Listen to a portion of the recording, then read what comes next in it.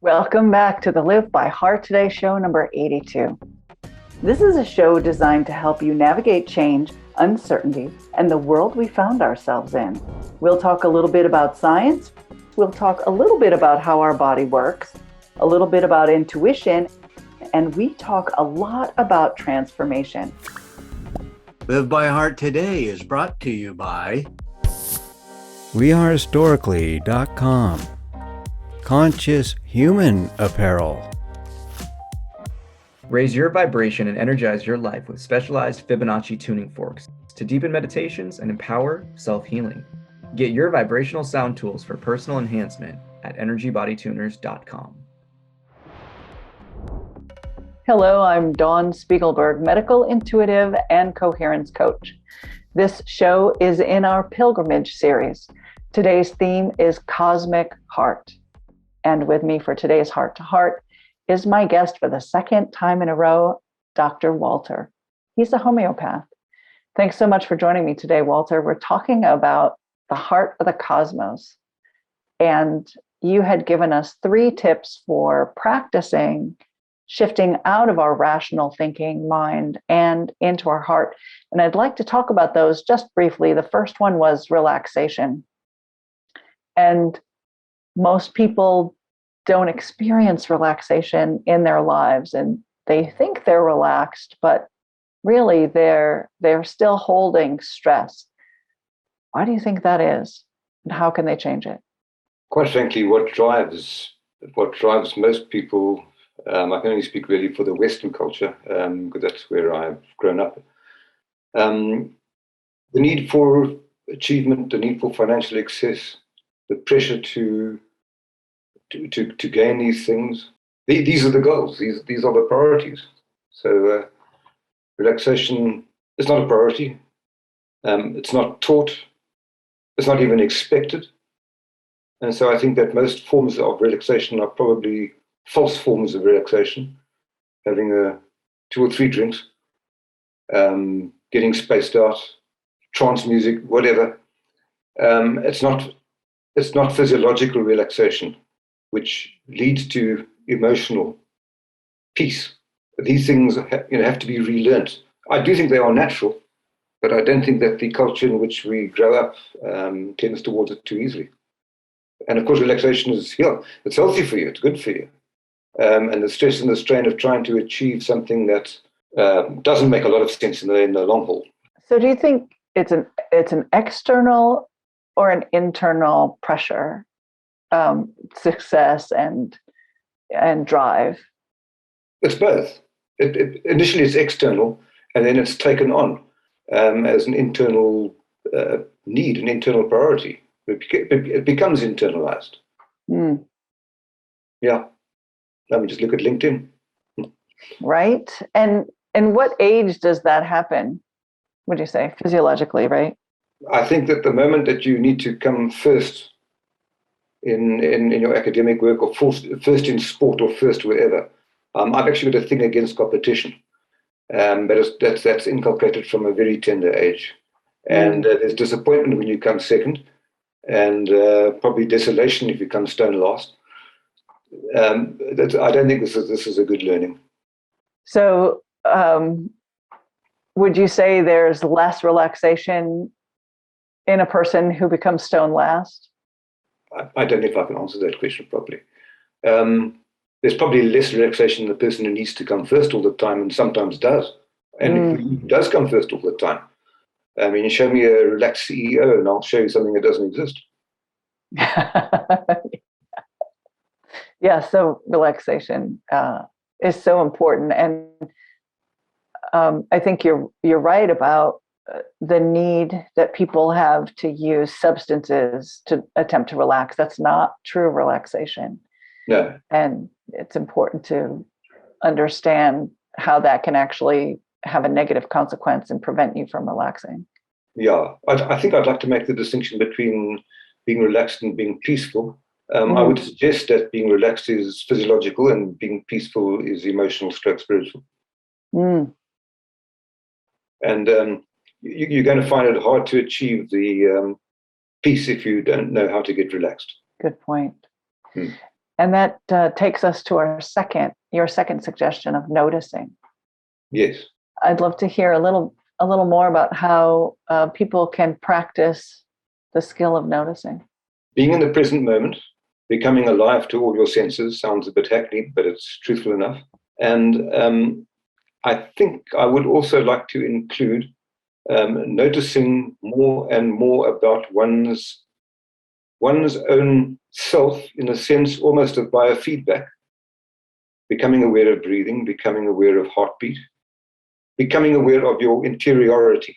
Because at first that interiority is going to be physiological, but then becoming aware of it can lead, not necessarily, but can lead to, now here we're going to dance a fine dance between controlling what is felt, sensed, what is experienced within. It's not about control, it's about allowing. There's a fascinating book called Biospirituality, but Biospirituality, that was about centering, which is a pretty time-honored exercise, but learning how to center on various aspects of the body until you have a much better sense of the body, not just as a body, but as that which goes beyond the body. Well, we'll speak a bit more about that later. But sure, the body is more than the body. When you say the body is more than the body, what do you mean by that? Like for people who are watching, I have an idea of what you mean by that, but talk about that a little more. Well, the body feels to be real, and it is real. It's here, it's material. But at the same time, it's a phenomenon.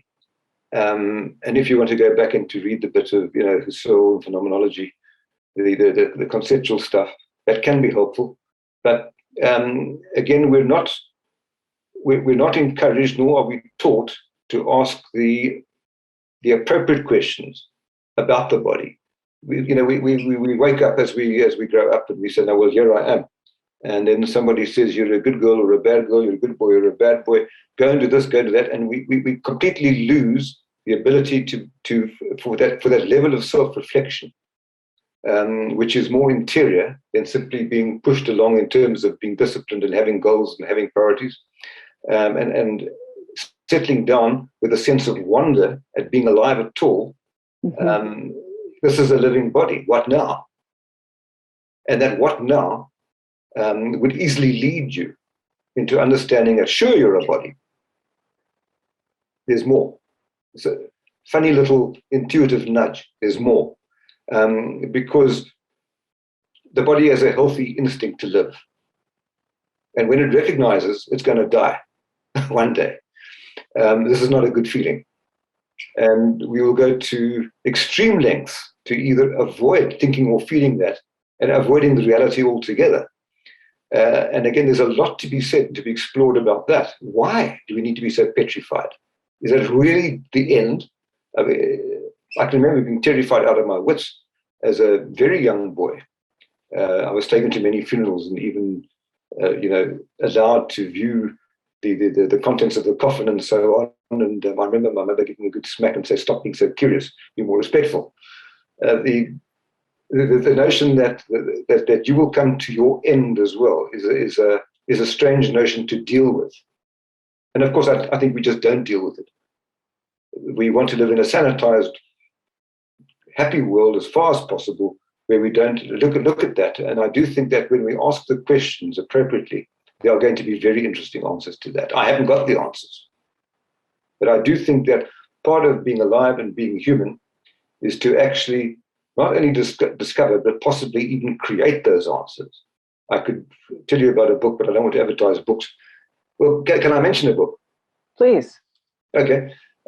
Tim Freke, Freke, wrote a book called The Soul Story. Not that, it's just called Soul Story, Soul, Soul Story. And in this book, he very strongly suggests that we are creating a spiritual reality. It's not a given. We are both creating and co-creating with each other a spiritual, evolving reality into which we are moving bit by bit. It's a book which I find fascinating. And the whole idea of it as well, that, when we die, we're going to go to heaven or hell. Come on, let's try a different story. So your conversation is proving your own point that there's more to us than just a body.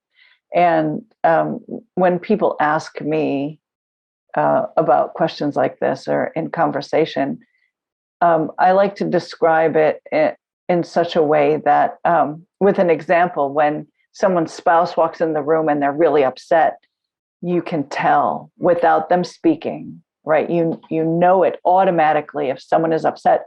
And what is the information that you're getting from them?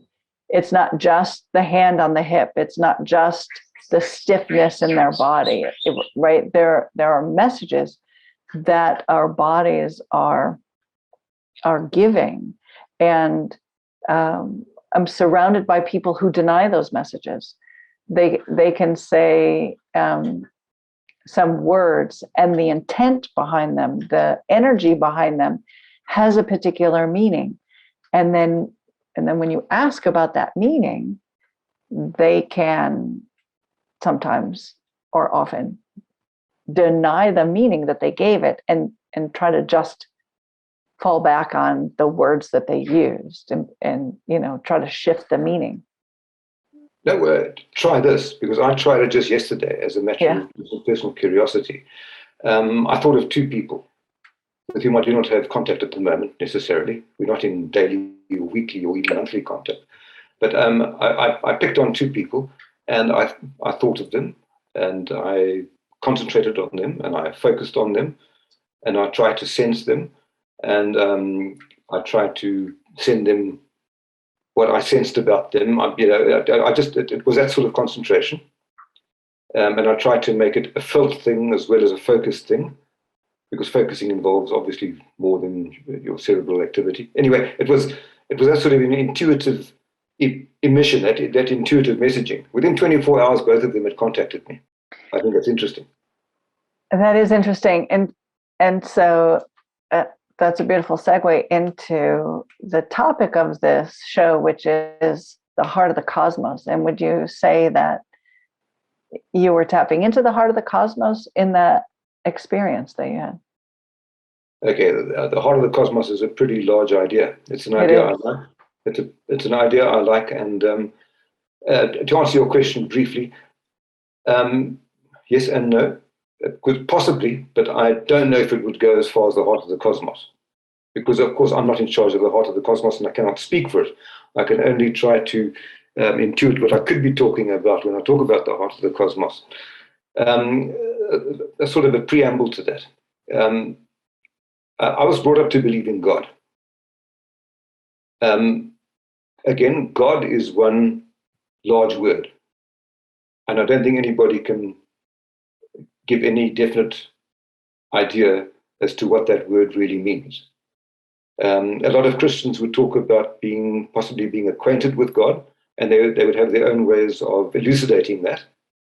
So what I'm driving at by that little preamble is to say that when we speak of God, I think that probably by definition we should be speaking about the heart of the cosmos, but we're not using religious language, we're using different language. And I'd like to say something about language at this point. I found a most interesting idea when I was studying language as well, that you get something called a language community, and that switched on a lot of lights for me. Because when you are part of a language community, then by definition, you're not part of another language community. And so that makes it difficult for you to translate what you would believe in respect of using a particular set of words, but you could be referring to the same kind of thing. So what I'm saying in a very roundabout way is that let's use the heart of the cosmos and let's use the word God as being a possible overlap there somewhere. Now that's going to be, a topic for a topic which would open many doors. But what I'm trying to get at is that I would use any language possible to answer the big questions. If you want to answer questions about God, as in the Bible, you would need to study theology. And then you would be able to debate and discuss, because you've got a given set of terms where other people would know what you're talking about. And so that would be a language community? That would be a language community. Okay. for a little while in my life, I was happy enough to have a friend who had a yacht, and he used to take me yachting. And there I learned about the jargon of yachting. And you're part of that community, you know what someone else is talking about. When you're not part of the community, you have no idea. I'm not a golfer, but I know that when you're doing golfing, you need to use the jargon of golfing. So I think what's helpful here is to understand that when you're explaining anything, you're using a language set that another person won't understand. I mean, that's what professionals depend upon. Doctors will speak their medical speak, and they won't speak to their patients in medical speak. Not normally, I don't think, because the patients are not likely to understand. Right. Okay. But collegially, they will understand each other. So if we go back to this notion of the heart of the cosmos, here's what we could be thinking about: mixing our languages and trying to avoid a language community, at the same time steering ourselves towards the imponderables and the really difficult questions. Okay, and bear in mind, I'm only speaking from my perspective and my experience. The most stable thing that I know about is the table of elements. That seems to be stable. What was his name? Mendeleev, who discovered these things bit by bit. And so far, we've got 118 or 119 elements, and there's more down the line as well. And we know to look out for them because they will have certain descriptors which will enable them to fit into the table.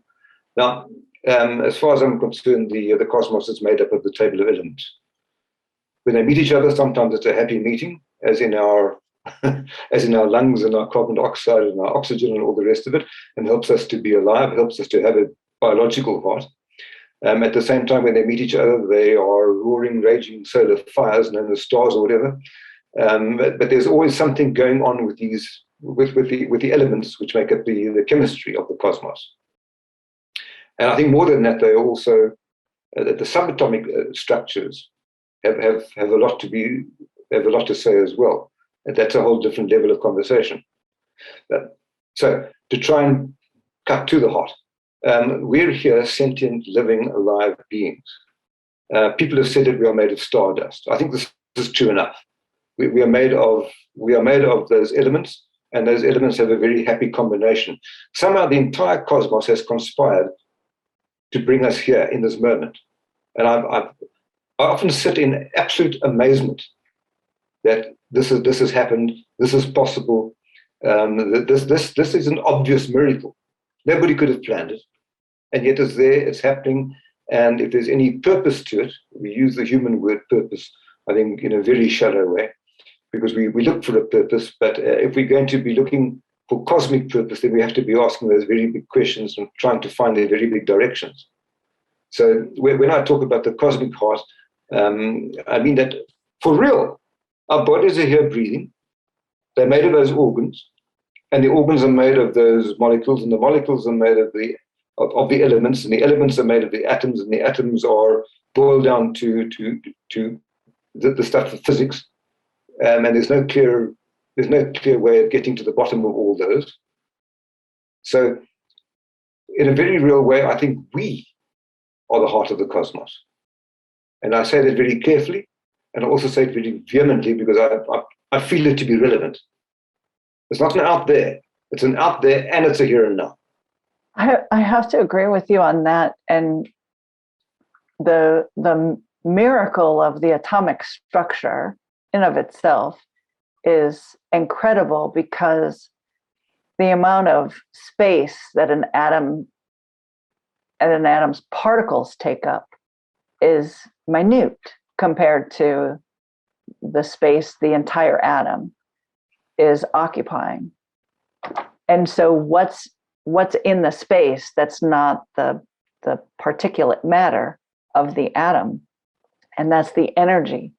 So it really is that energy that is in, through, and around everything that we perceive and can't perceive that is what makes us animate, what makes us conscious, what makes us perceive reality. And so I understand now what you mean by the heart of the cosmos, that it's the everything that we are experiencing. The kind of energy that you're referring to there's a lot of discussion and a lot of practice. I've developed something called biofocusing, which is my version of energy medicine, energy healing. And basically, I haven't got the words to describe it. If I try, there's a lot of theory behind it, but I'm actually not that interested in the theory except to improve the outcome. But it's surprising. It is simply surprising how when you appropriate when you appropriate energy and focus and use it, very, very surprising things happen. And that's about as far as I want to go. I use it in a medical sense as well. I'm interested in the health, not in the tourism that some people would, because they get fascinated by paranormal. That's not my interest. My interest is in reestablishing health. Let's take a short break, and when we come back, we'll talk about health and your biofocus in more detail. Let's give a shout out to our sponsors. Thank you, We Are Historically, for making this show possible. Shop online at wearehistorically.com. As a posture therapist, I'm qualified to pinpoint the cause of physical symptoms by realigning the body, and then it's the body that heals itself. When you are in a state of overwhelm, your mind is out of alignment with your values.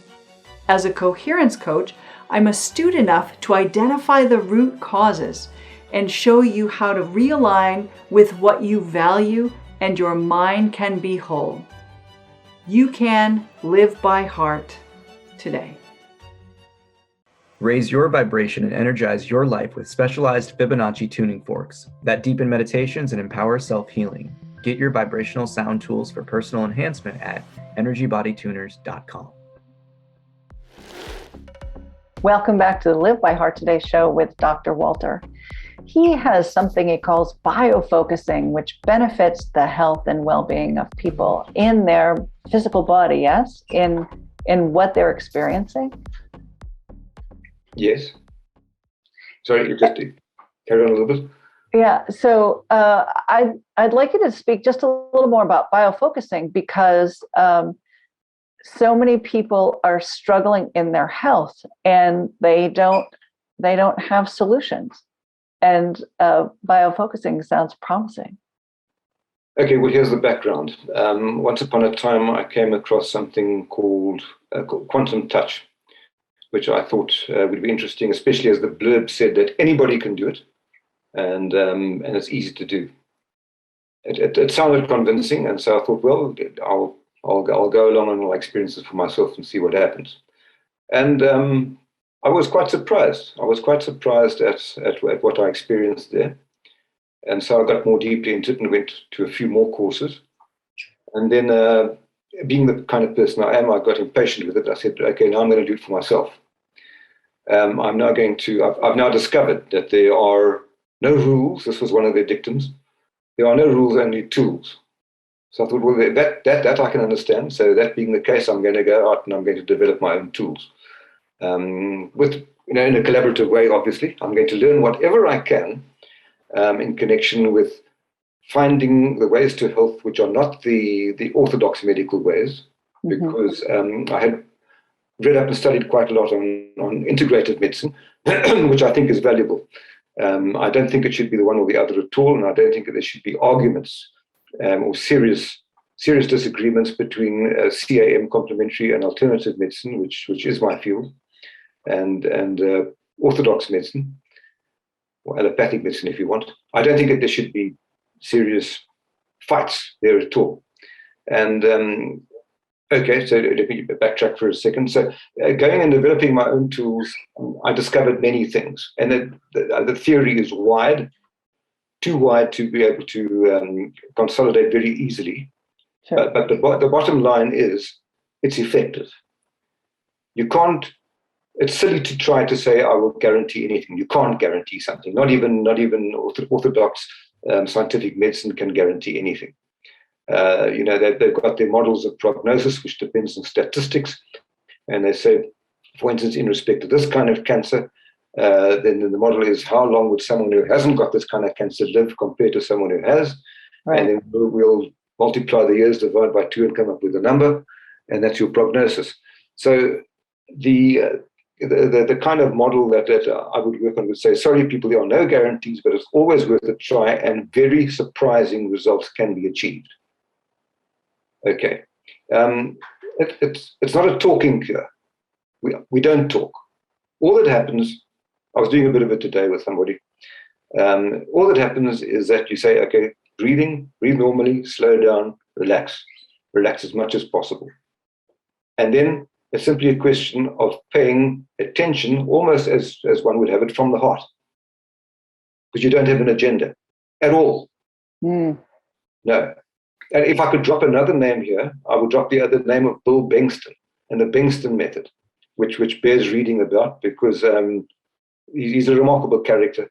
And his interest, I think, is in stats, and he gets excited when things work. Okay, so if people want to go and read up on him, that's fine. So there's no ego-driven agenda. I will cure this person. That will never work. It doesn't work. No, it's allowing, again, it's at a totally pre-conscious or paraconscious level. The bodies have a way of helping each other. And I think it works in terms of resonance.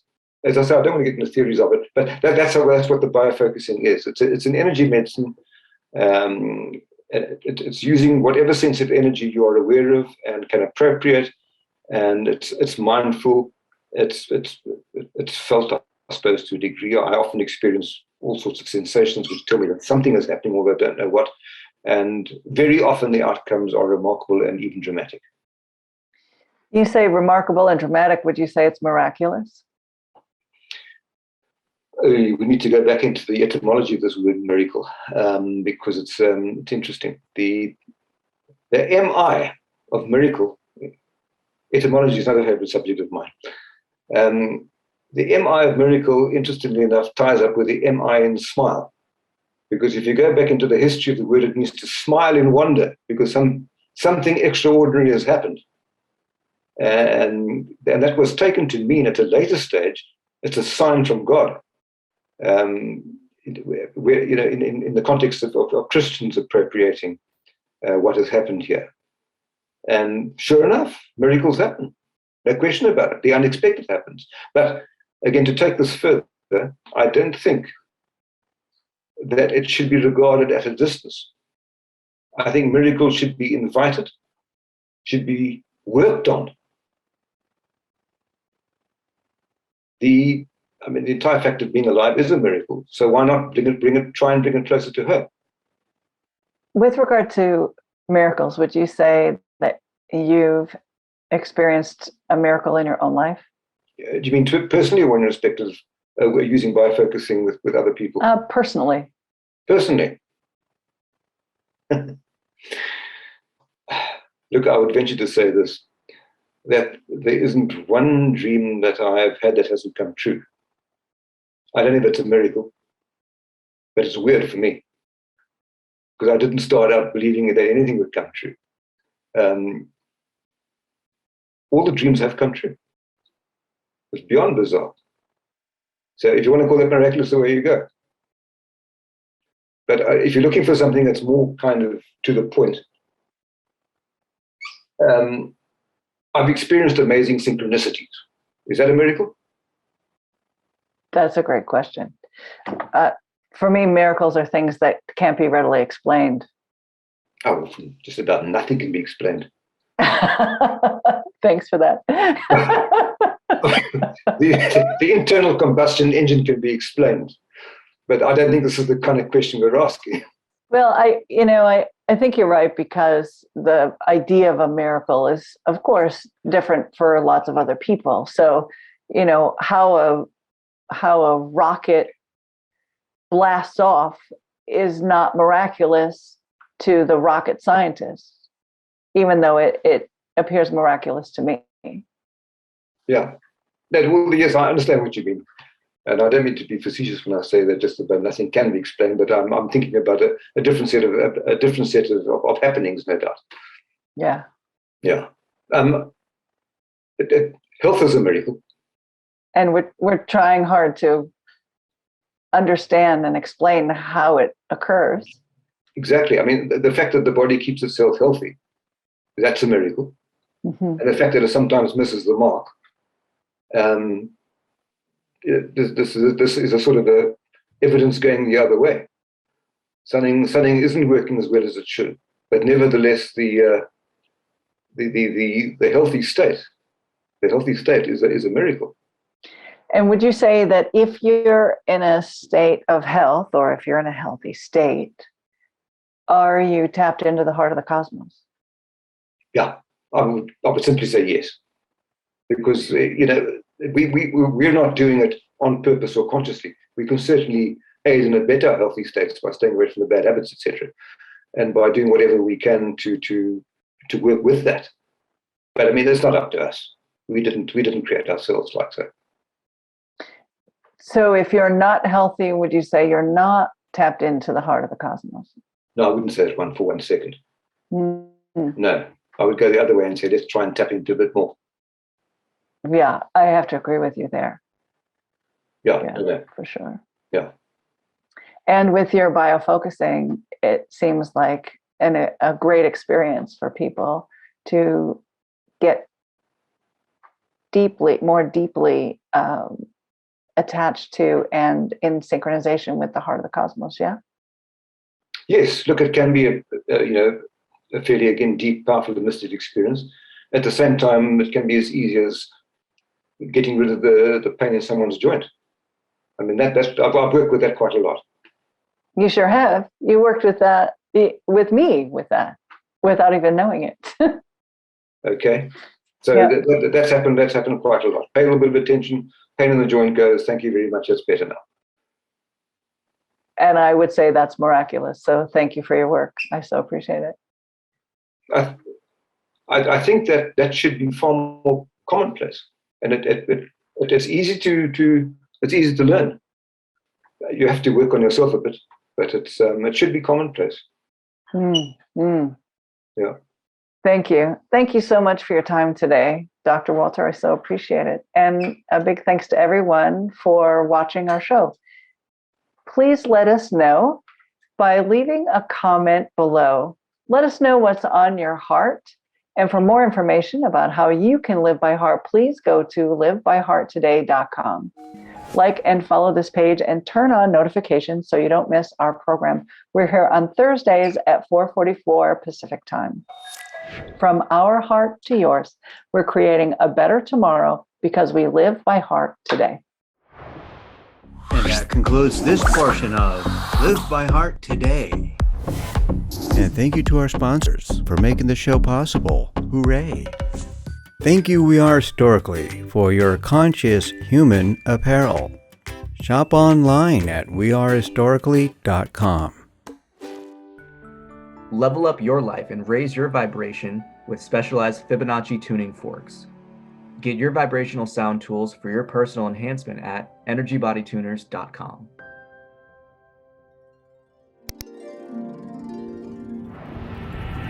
Thank you for joining us. Have a happy always. View more episodes on our website. I don't mind talking, but it's not helpful to go off on a tangent. One thing about tangents is that people get a feel for how and who you are.